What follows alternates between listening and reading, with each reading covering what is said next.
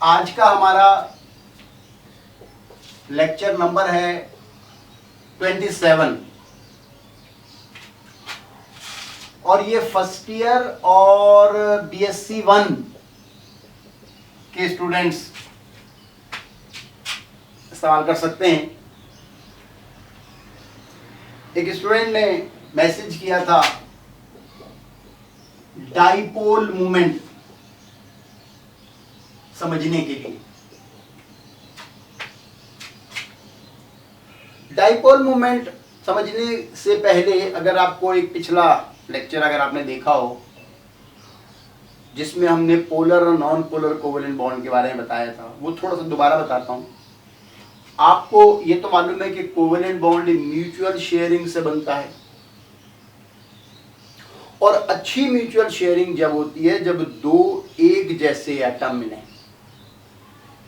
मैंने आपको मिसाल दी थी, मैंने आपसे कहा था कि किताब की कीमत अगर 100 है, दो अफराद के पास 50-50 हैं, एक किताब की कीमत 100 रुपए है और दो स्टूडेंट्स के पास 50-50 रुपए हैं, तो वो उससे कहेगा आप मुझे दे दो मैं ले लूँ, वो कहेगा आप मुझे दे दो मैं ले लूँ। तो इसका हल क्या है?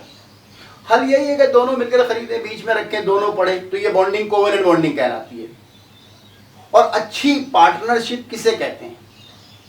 जब दो एक जैसी ताकतों के अफराद मिले। जैसे मैंने आपको बताया था क्लोरीन क्लोरीन एक इलेक्ट्रॉन की शेयरिंग करते हैं। ये 100% प्योर कोवेलेंट बॉन्ड है, दोनों की ताकत एक जैसी है, इलेक्ट्रोनेगेटिविटी का डिफरेंस 0 है। लेकिन कोवेलेंट बॉन्ड दो मुख्तलिफ एटमों के दरमियान भी बन सकते हैं अगर थोड़ा बहुत डिफरेंस है इलेक्ट्रोनेगेटिविटी का। जैसे मैंने मिसाल दी थी आपको कि 60-40 की भी शेयरिंग हो जाती है। ये एक अलग बात है कि वो अच्छी पार्टनरशिप नहीं कहलाती, लेकिन हो जाती है। इसका मतलब अगर दो एटम हो और उनके दरमियान थोड़ा सा इलेक्ट्रोनेगेटिविटी का डिफरेंस हो तो वो भी कोवेलेंट बॉन्ड बना लेते हैं।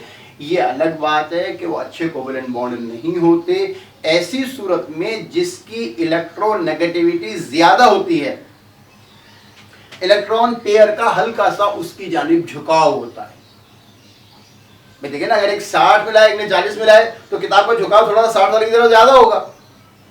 और 60 वाला हमेशा सुपीरियर कॉम्प्लेक्स और 40 वाला हमेशा इंफीरियर कॉम्प्लेक्स का शिकार रहेगा। और ये सिर्फ कब होगा? जब दो डिफरेंट है। अगर ये दो एक जैसे एटम मिलेंगे तो फिर तो किताब बीच में रखी होगी, किसी तरह झुकाव नहीं होगा, कोई सुपीरियर इंफीरियर कॉम्प्लेक्स नहीं होगा। लेकिन अगर दो मुख्तलिफ एटम हो, मसलन HCl है,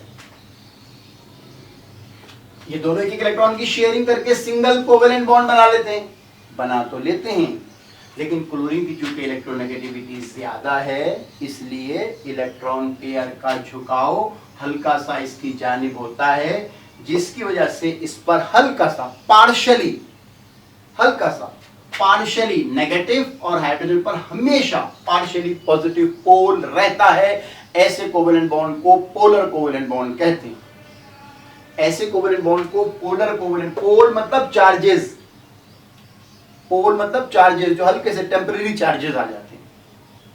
ये चार्जेस इनमें नहीं होते, ये नॉन पोलर है, ये पोलर है।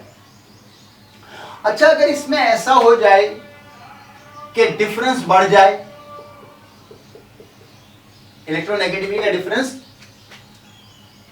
बढ़ जाए, जैसे मैंने कहा था 60-40, अगर बात पहुंच जाए 70-30, पार्टनरशिप तो हो जाएगी, लेकिन किताब का झुकाव 70 वाले की तरफ और ज्यादा हो जाएगा। यानी इस पर पोल तो आएंगे, लेकिन ये पोल बढ़ जाएंगे, पोल्स की मैग्नीट्यूड बढ़ जाएगी। यानी ये HF इसकी निस्बत HCl की निस्बत ज्यादा पोलर है, पोलर तो ये भी है। कौन कितना पोलर है, कौन सा मॉलिक्यूल कितना पोलर है, उस मिकदार को, उस क्वांटिटी को डाइपोल मूवमेंट कहते हैं। डाइपोल मूवमेंट को अलग अलग पढ़े, डाई यानी दो, पोल यानी चार्ज, दो चार्जों का मोमेंटम। डाइपोल मूवमेंट दो चार्जों का मोमेंटम, और ये किस में होगा? ये पोलर मॉलिक्यूल में होगा। जैसे ये नॉन पोलर है HCl2, इसका डाइपोल मोमेंट 0 होगा। Cl2, Br2, O2, N2, F2, ये सब नॉन पोलर है, इनका डाइपोल मोमेंट 0 होगा। HF का डाइपोल मोमेंट HCl से ज्यादा होता है, और जितना इलेक्ट्रोनेगेटिविटी का डिफरेंस ज्यादा होगा उतना उसका डाइपोल मोमेंट ज्यादा होता है। कितना होता है ये हमारे भी फर्स्ट ईयर या BSc के सिलेबस में शामिल नहीं है। बहरहाल ये तो बात हम कह सकते हैं कि HF का डाइपोल मोमेंट HCl से ज्यादा होता है। तो डाइपोल मोमेंट मैंने आपसे कहा, अगर हम इसको अलग अलग पढ़ें, डाइपोल मोमेंट दो चार्जों की मिकदार, जितना इलेक्ट्रोनेगेटिव डिफरेंस ज्यादा होगा डाइपोल मोमेंट। HF का डाइपोल मोमेंट HCl से ज्यादा है। क्यों ज्यादा है? क्योंकि HF में इलेक्ट्रोनेगेटिविटी का डिफरेंस ज्यादा है। बात क्लियर हो गई? एक इससे रिलेटेड एक आखिरी बात और, कि अगर दो से ज्यादा एटम हो, तो फिर डाइपोल मोमेंट उन मॉलिक्यूलों की ज्योमेट्री पे भी डिपेंड करता है। अगर उन मॉलिक्यूलों की ज्योमेट्री हो ऐसी जिसमें दो एक जैसे एटम अपोजिट साइड पर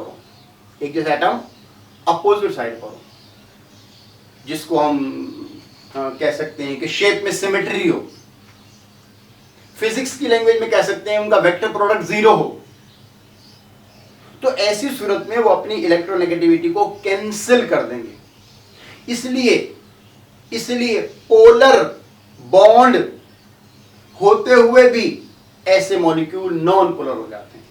देखिए ना, एक टेबल को आप इधर खींच रहे हो, उतनी ताकत इधर खींच रहे हो, तो खिंचाओ किसी भी तरफ नहीं होगा, क्योंकि ताकत दोनों की कैंसिल हो जाएगी।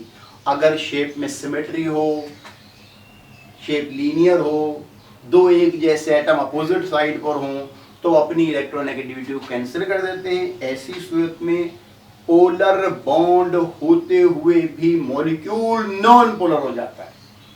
मसलन कार्बन डाइऑक्साइड, इसकी शेप लीनियर होती है। ये अलग सवाल है कि क्यों लीनियर होती है।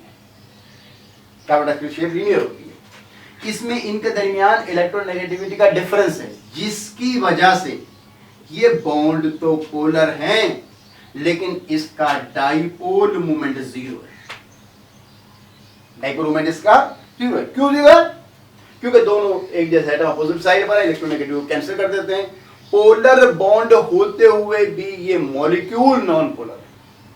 जबकि इसके बरक्स वाटर, जिसकी शेप एंगुलर, ये अलग सवाल है कि वाटर एंगुलर क्यों है और कार्बन डाइऑक्साइड लीनियर क्यों है। ये हाइब्रिडाइजेशन के जरिए होता है, मालूम होता है।